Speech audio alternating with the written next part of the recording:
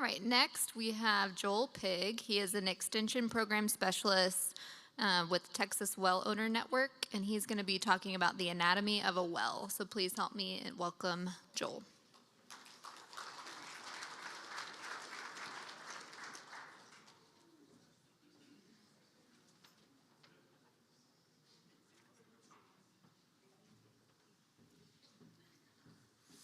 Okay, so I wouldn't be doing my job if I didn't say howdy, because if you go to the campus, that's the typical greeting at College Station. So howdy. Okay, there we go. Everybody's still kind of awake. It's always good to know.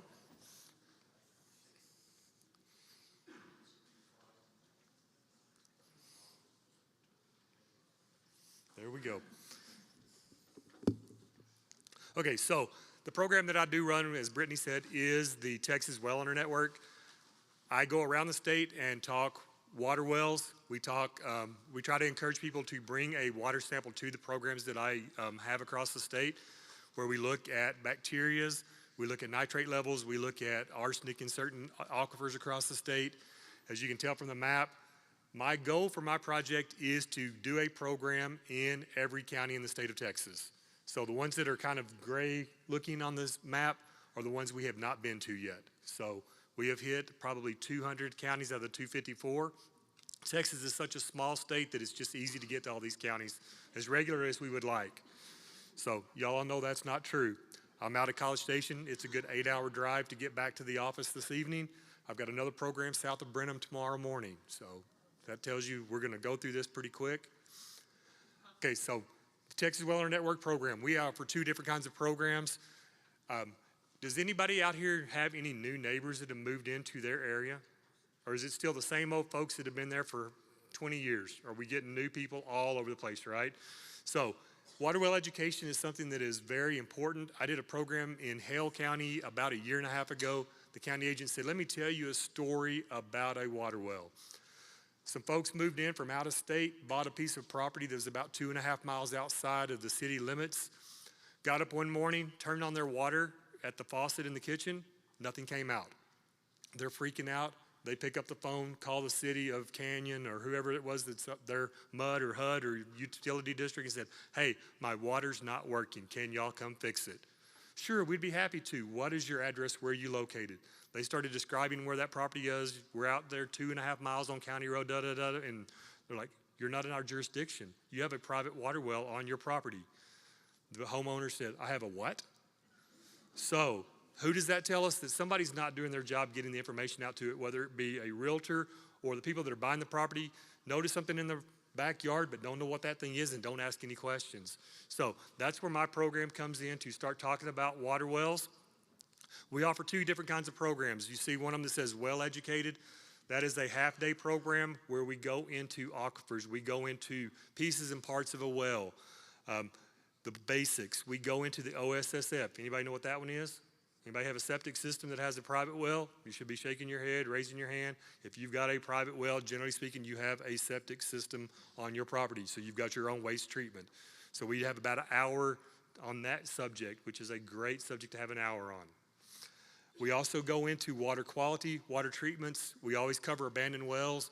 Are there any abandoned wells in the Panhandle Groundwater Conservation District, Brittany? Wherever Brittany probably stepped out of the room. But I bet you every county, we could probably walk a mile in any direction from this location today and find a abandoned water well or something that is open up that could be possibly contributing to the contamination of the aquifer.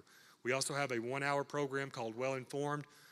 Both of our programs, we do water well screening, where I told you all ago, we try to get people to bring samples to us. In those, whenever we have the program, we look at absence or presence of E. coli. We look at absence or presence of coliform bacteria. In a program, I do about 2,000 to 3,000 water samples a year. In our typical programs, we have 30 to 40% test positive for coliform bacteria on any given program. Probably 3 to 5 to 8% test positive for E. coli bacteria. Coliform does not, really, it doesn't bother me in Texas. That tells me that we're hot and dry and we're in a drought. Is that a pretty common statement in Texas? Pretty much. Okay, the one that really does concern me is the E. coli. If we've got that, we know that we've got some issues that our well integrity may not be up to where it needs to be. We have nitrate issues across Texas, especially in the Winter Garden area, the Rolling Plains, South Plains, where we've got some production agriculture. We typically see higher nitrate levels. TDS, the salinity of the wells. We see salinity all over the board. I did this program in Scurry County, I think it was.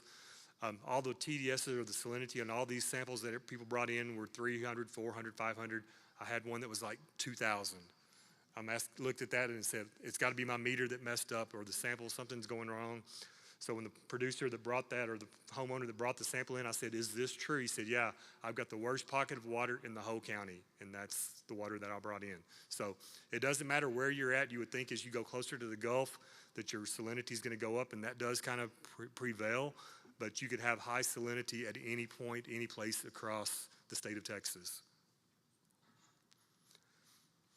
Okay, so with my project, we are trying to change the knowledge, awareness, attitude, and actions of private well owners. We're trying to improve the well management to safeguard homeowner safety and to make sure that the aquifers are maintained and kept safe. We know that there's over 1 million water wells across the state. It's probably closer to 2 million wells if you look at the maps and look at the things that we look at on a daily basis. About 2.2 million Texans in rural Texans rely on water wells for their primary water supply. About 10% of the total population drinks well water, and 2 to 50% of the wells that we look at on an annual basis do exceed the maximum contaminant level of nitrates, which is 10 parts per million. So we see lots of numbers over that 10 parts per million as we do programs across the state.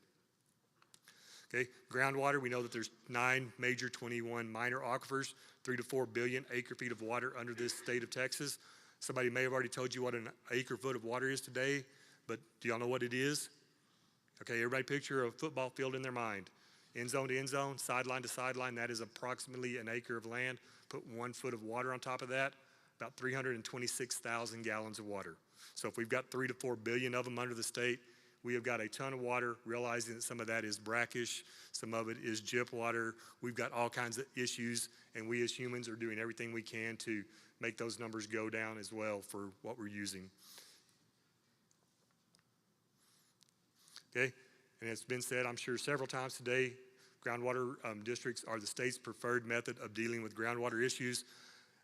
I was a groundwater district manager in the Real Edwards district, which is down by Uvalde and Kerrville. We would much rather have a local district controlling our groundwater in that area where we don't have much water than have a state agency telling us what to do. Because if a state agency makes a set of rules, they're going to make a set of rules that's supposed to apply to every district in the state. And in Real Edwards, in my counties, a good well produces 3 to 5 gallons per minute. In most places across the state, we've got 15 to 20 gallons per minute. So can you live on 3 to 5 gallons? If you move from this area where you get 10 gallons, 15 gallons a minute, would you like to move to Real County and get 3 gallons a minute coming out of your well? You learn to conserve and you learn to be very smart with your water. Okay, groundwater supply is about 60% of the water used across the state. About 80% of the water is used for irrigation purposes, and about 35% of the groundwater is used for municipalities to provide water to the citizens. Okay, so let's just talk water wells 101, what I really want you to know.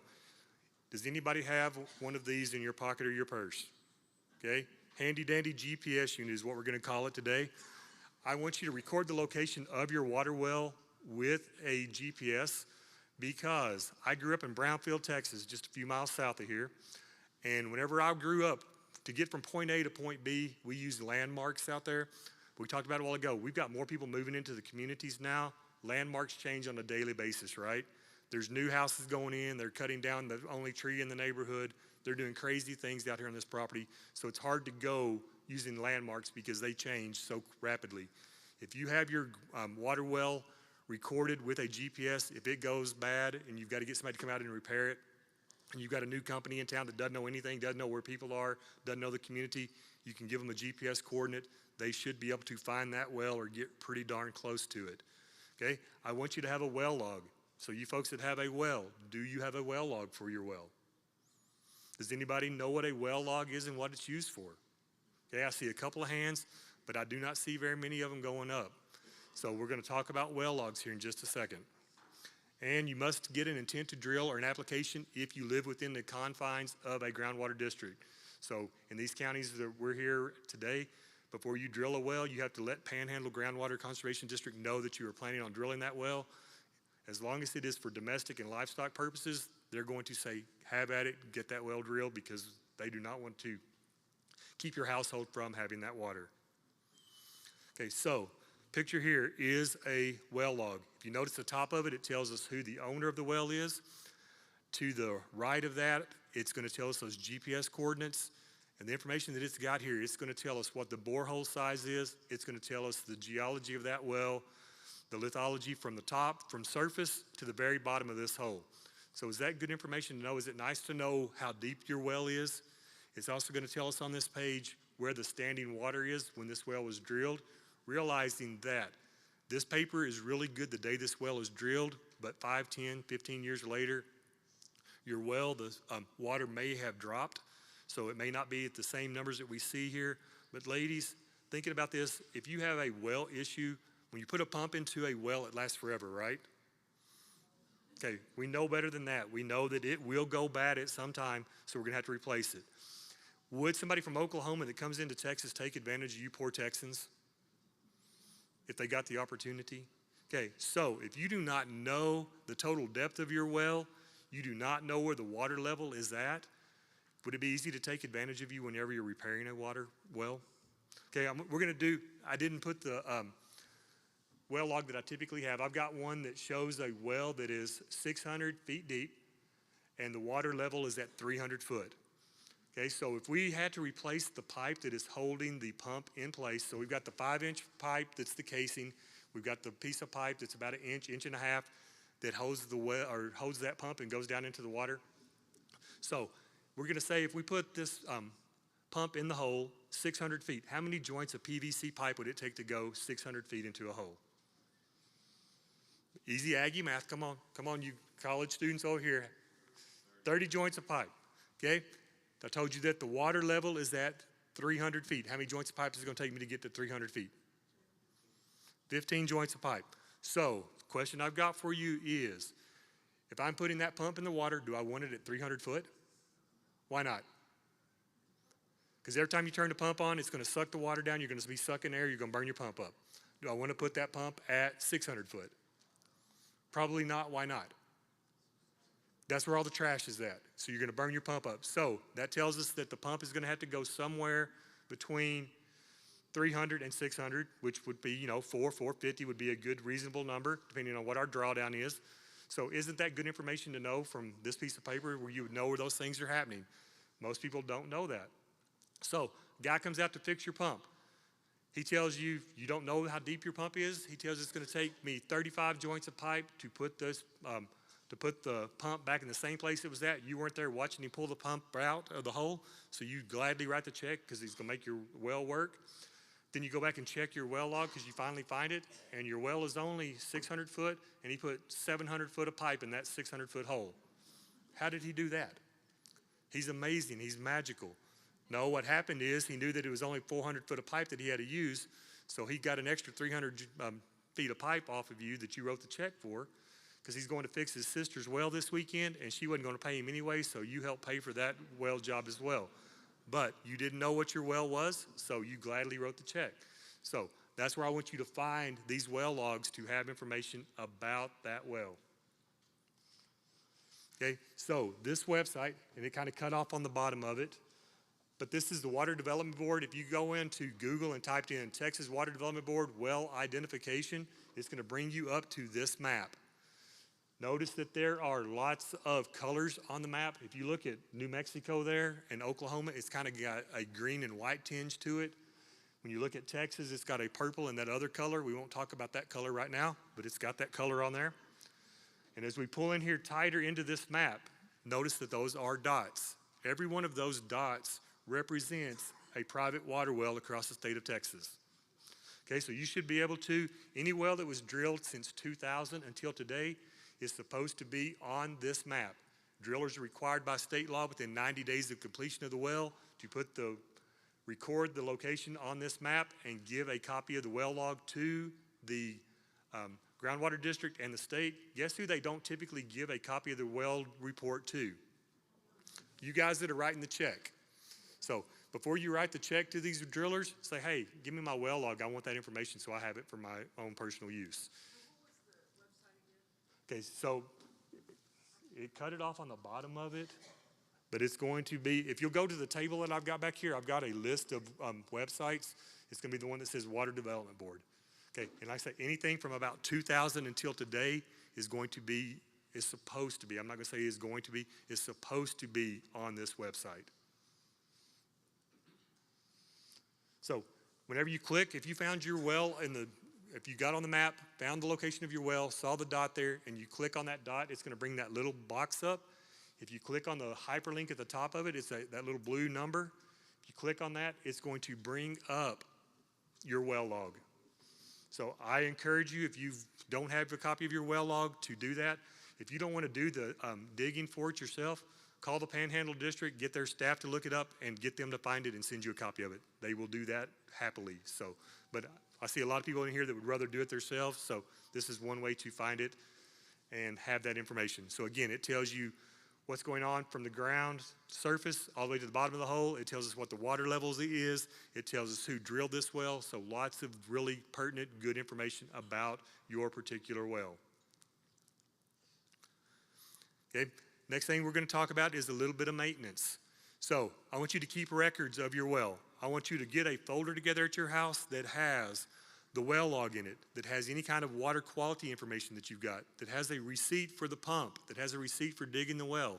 Put that in one location so that you can go pull it out. If you decide you're selling the property, throw that rascal on the bar whenever you leave and let the next people that buy the property have it. If you start looking at property anywhere, ask your realtor to get the people that own that well now for any information they've got. Wouldn't it be nice to know if that pump had been in the ground for a year or 20 years? My luck tells me if it's been in there for 5 years, whenever the day I sign off on the property, go out there and turn the well on that day, the pump's going to burn up. I'm going to have to replace it. So I'd like to know as much about the well as I can know. Okay, so you see the picture on with the lady spraying the herbicide. So if your well looks like that and you've got grass burrs or you've got fire ants, we really say you're not supposed to treat around that, but I'm going to tell you, if I've got any kind of vegetation or critters around my well, I'm going to treat them and keep them away, because if I have well issues, I don't want to squat down out there in a grass burr or in a bunch of fire ants. Y'all got fire ants out here, right? No, y'all missed out on those guys? We'll send y'all some. Merry Christmas. We'll let y'all have all y'all want. So fire ants are everywhere in Texas, and grass burrs are everywhere, so we want to keep those things away because we don't want to deal with them whenever we're having well issues. Okay, so the picture's saying don't spray. My wife's grandmother was of the philosophy, if a little Roundup does a little good, a lot does a lot of good. So extension message, since I work for AgriLife, extension messages, read and follow label directions, do what it says. If it says put a half a gallon to the acre, put that on there. Don't just sit there and just saturate it and get it all. Just do what it says to do. It'll be enough to kill it off. Okay, keep that area around your well clean and accessible. That's the take-home message. Conduct monthly visual inspections for soil disturbances, flooding, any kind of thing going on in that well house. Okay, so you see the silver tank on the far left side of the picture? So that's the pressure tank. You can't really tell, but where that pressure switch is at, that's where the wellhead is at. So you see the trash bag with the gas can on top of it? If that trash bag shifted because something hit it, and that gas can fell over, it would probably pour gasoline down into your well, into the wellhead. There may be gaskets and all kinds of good stuff there. The gas is very viscous, right? It can fit in any kind of crack. So that tells me that we could contaminate that well really quickly. We've got a spray container. We've got paint cans. We've got all kinds of things laying on the ground. Y'all got bipolar weather here in Amarillo. Y'all have gone from 20 to 50 to 80, back to 50 in the last week. So what is looking for a nice warm spot every night? Every mouse and snake in the country is looking for a warm spot. So with the chairs on the floor, I don't know about y'all, but if I walked into that well house and kicked that chair out of the way and that bull snake slithered out from underneath there and started after me, it don't matter if he's real slow because it's cold, I'm going to hurt myself getting out of the well house.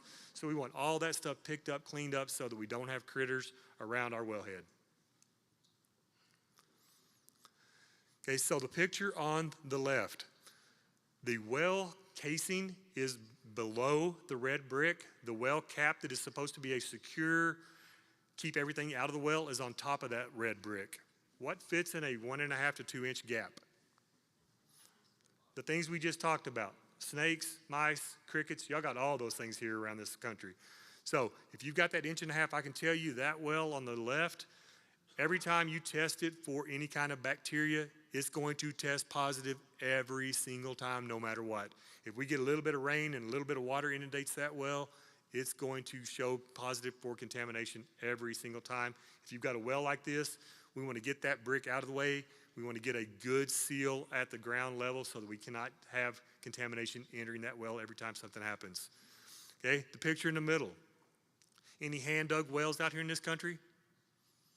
Probably quite a few that I'm thinking in some of these little communities within the city limits, we probably have some hand-dug wells. So you lay a piece of plywood on the ground that it's, when y'all get your rain or your snow that came, occasionally y'all get those. Whenever that thing gets wet, how long does plywood laying on the ground, how long does it last? Not very long, right? It's going to deteriorate pretty darn quickly if it ever gets wet. So you've got plywood laying on the ground, you've got cinder blocks. That kind of looks like a fort to me. So if I've got the kids or the grandkids at the house, they're out playing in the backyard, them and the dog, they run across the yard, jump that cinder block, hit that piece of plywood that's been on the ground for a year. Where are they at? The bottom of the hole, okay? Hand-dug well, 20 to 50 foot deep. Luckily, kids are made out of plastic and rubber. They fall through that piece of plywood. They hit the bottom. They cry. We dig them out. We go get it, go get the ice cream. Now, some of us in this room, if we fell through there, it's not going to be quite so pretty for us. So if we've got that in the backyard, we want to fix that hand-dug well so we don't have contamination. We don't have liability issues if the neighbor's cow jumped the fence and walked across our yard. We don't want the neighbor's cow falling in that hole and dying because we know we would be in trouble. So we'd want to get that stuff out of the way, put some kind of material, whether it be sand or gravel at the bottom of the hole where the water level used to be or where the water level is, and then put topsoil from there all the way to the surface so that nothing can fall down in that hole and cause liability issues for us. Okay, the picture on your right, what happened with that one? Okay, notice where the ground level is at. Notice where the top of the concrete is at. 18 inches above the ground. Whenever we started off with this one, the concrete was at ground level. Pump went out. The company came out to replace the pump. When they gave it a little tug, everything came out of the ground. Is this an issue? Okay, $30,000 for a well. This could be a $30,000 mistake where they pulled everything out of the ground, broke off your casing. You're lucky if you can get the pump out of the ground. You'll be very fortunate if you could get a pump back into the ground, knowing that we're going to have contamination issues with this because it was not completed to state specifications. Okay, if you are going to drill a well, we have to be 50 feet off of our property line, meaning your neighbor has to be 50 feet off the property line. That means the minimum spacing for wells across the state of Texas is about 100 feet. We want to make sure that we are 50 to 100 feet from our septic tank. I want my septic to be down gradient from my wellhead. Why is that? Allison, why would we want the septic down gradient? Reduce the risk. Everything flows downhill. So we want the well on a higher point of property if at all possible. We want to make sure that we down gradient. We want to make sure that we are 150 feet from source of contamination, which would be our livestock or our pets. We don't want them to be tethered to our wellhead. We want them to be away from that wellhead if at all possible. And we want to make sure that we are 250 feet from concentrated sources of pollution. So we want everything to be away. We want that drain field leach lines 100 feet away from our wellhead if at all possible. And again, down gradient when necessary. Okay, proper well construction does matter. We want to make sure that we do use licensed people to work on our well, to drill our wells, to do the maintenance for them. We want to make sure that we do contact our groundwater conservation district if applicable. We saw on the map a while ago that a majority of the counties in the state do have districts, but there's quite a few that do not have those. Okay, state mandated laws for well completion there at the bottom of that page. 10 feet of annular cement. Okay, what does that mean? Okay, annular cement, they're gonna drill a hole that's about 8 inches. They're gonna put a 5-inch piece of casing in that hole. So the space between the ground and the plastic casing is going to be your annular space. We want a minimum of 10 feet of annular space. Remember the picture I showed you where the concrete was out of the ground 18 inches? If we've got that concrete holding everything in place, things don't move whenever we have to get the pump changed. Okay, we would like to see a sloping cement slab extending 2 feet in all directions, highest point at the casing going down and away. And we would like to see at least 12 inches of casing coming out of the ground. If you've got a well in a bottomland where it rains and we get just a couple of sprinkles and the water comes up a foot, I want a foot above that known flood level. So those 3 are minimum qualifications across the state right now. So how do you find a driller or a pump installer that is licensed in the state and in good standing? So website there, TDLR, Texas Department of License and Regulation, they handle those licenses. They handle license for auctioneers, cosmetologists, and anything else that gets a license in Texas. On this one, it says inquire by license type, drop-down menu. You would go to the next to last option on their list, which is well drillers, pump installers. And then you can inquire by county, whatever county you live in, whatever county their office is, wherever they work out of, that's what that's going to be. So their office, but they can work in any county in the state of Texas. So as we looked up drillers here in Potter County, looks like there's about 10 or 12 of those guys that are licensed in Potter County. If we click on the link on the far left of that blue number, it's going to bring up information about their well or their license. It tells us what their license number is. It tells us what their certifications are. So this driller, his designations, he can do drilling and he is a master pump installer. A lot of these folks that are working on wells only get licensed to drill or they only get licensed to do pump installation. So if you're needing pump work done, you cannot hire just a driller. You have to hire the guy that can do the pump work and vice versa. If you're needing pump work and the guy's just a driller, he cannot legally come on the property and do that for you. So make sure that you check your boxes and make sure that you get the right person to do the job that you are needing done at the house. Okay, again, we talked about a while ago, if you've got a well, generally speaking, you have a septic system on your property. So whenever I have to do my 4-hour program, I've got a guy that comes with me that talks on septics for about an hour, hour and a half. It's that big of a subject. There's lots of things going on with that system. So key points from what he says, inspect that system annually, make sure everything is functioning properly. Pump out the septic every 3 to 5 years or as needed. If you've got you and the husband are the only ones living on the property, you may go 5 to 8 years. If you've got the grandkids living with you or a bunch of kids, you may go a year because they flush everything in the world down the toilet and there's no telling what you're gonna do and find, okay? We want to avoid or reduce the use of the garbage disposal. Don't put those fats, oils, greases down there. It will mess with the microbial load, make your system not function properly. Minimize the volume of household water to be treated. So at my house in College Station, Saturday is laundry day. If you have a septic system on your property, Saturday can't be laundry day. You need to do a couple of loads every couple of days because if you do 7 or 8 loads on Saturday, you are washing all the microbes out to your leach lines, to your leach field, and you're taking all the good stuff in there, washing it out the end of it, and it's not going to function properly. So keep that in mind. Do not dump paints, chemicals into drains or toilets. Protect the drain field from damage. Remember that those leach lines are very thin-walled, perforated pipe. Don't plant the garden over them. Don't use it for the parking lot because they will collapse on you really quickly. So if you go to United, Walmart, H-E-B, whatever grocery store y'all got here, you see products that say septic safe. What does septic safe mean? Okay, you would think that it means won't harm my septic, it's good for the septic. In reality, what septic safe means on those products, it will flush through the toilet and go through the 5-inch sewer line and make it to the septic system. So it does not mean that it is safe for it and it is good for your system. It just means it will get to your system. Okay, how many of y'all use Rid-X or a product on a monthly basis or whatever your plumber or whatever the people that installed the septic told you to do? Okay, there's some of y'all that are doing it. I know there is. So the guys at A&M have a septic system, all kinds of systems set up, and they do the scientific research to see if they work and see if these products do any beneficial good. They have not proven to do any benefit. The only time they say that they would recommend doing it is if you are going to be away from your system for a prolonged time. Add those microbes before you leave because it will kind of keep that stuff working. So your homework assignment, if you've got that septic system, is eat, be regular. You fed your septic system everything that it needs to function properly. So that's your homework assignment for the evening.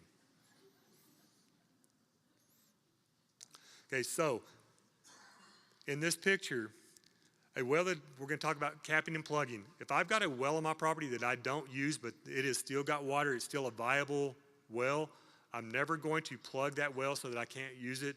My luck tells me my well that I'm using today will go bad, so I just want to put a cap on it so that I could put a pump in there and use that well if necessary. So a well that has not been used in 6 months should be plugged. However, if the well is not deteriorated, the casing's good, pump is good, the column is good, you can cap that well if you so choose. The cap must fit tightly, be properly sealed. The cap should support 400 pounds to minimize the risk of a person falling into that well. The cap should not be easily removed by hand and not easily lifted. Okay, so we see the well casing, the wellhead right there in the middle of the picture. That is a Texas well cap. If it's not a caliche rock, guess what the other cap of choice is? Okay, anybody ever seen a Cool Whip bowl? You know, the nice thin plastic Cool Whip bowls? The caliche rock and Cool Whip are the number 1 and 2 caps across the state. We could probably find this caliche rock here pretty close by.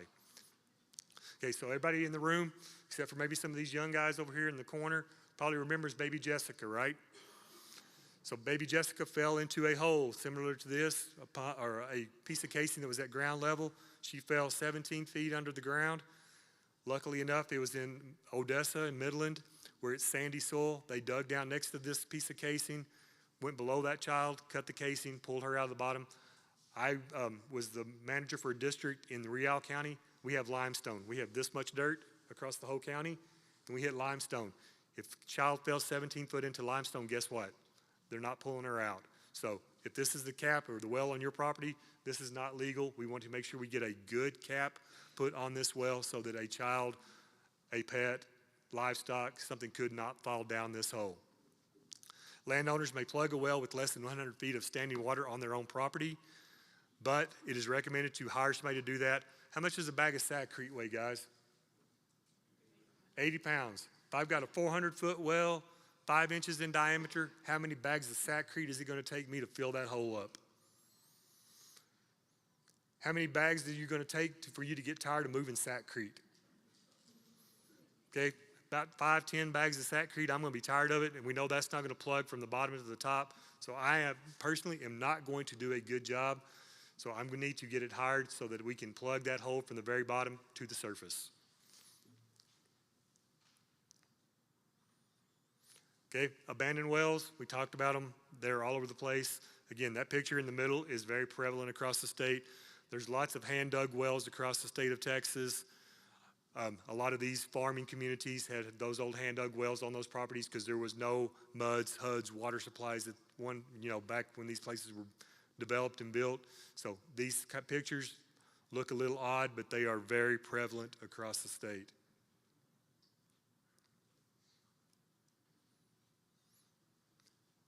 And with that, I will entertain any questions if you've got them. I do have a handout over on the table that I've got that has these websites that we talked about. It's how many of y'all have wells on your property that were before 2000? Okay, so there's another website that I've got on that paper from Texas Commission on Environmental Quality that has a bunch of the well logs that were done in the 60s and 70s and 80s. It's not quite as user-friendly as the Water Development Board, but it is there. You can look at those. If I have a well that was drilled in the 70s and 80s, I'm going to call that lady right over there and say, hey, Brittany, I need a copy of my well log. Could you help me find it? And she's going to get somebody on her staff that will dig through and try to help you find well logs. They don't like to do it either, but they will do that for you because that's what we do. So, again, I will entertain any questions. Thank you all for your attendance today. Hopefully you did learn a little bit of something about water wells that you hadn't thought about recently.